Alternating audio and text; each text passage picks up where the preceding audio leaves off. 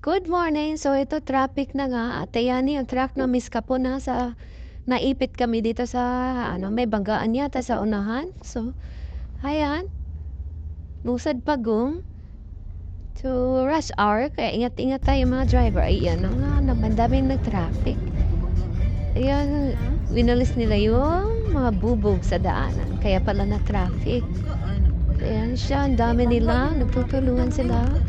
Walisin yung mga basag na mga glass dyan. So, yung sa unahan, yung mga safety, yung mga usok-usok. Bawat sasakyan meron yan. Ayan, yung sasakyan, basag yung likod. Tapos natupi yung sa bandang driver na pintuan. Siguro, nabangga to siya ng, paliko to siya, tapos nabangga.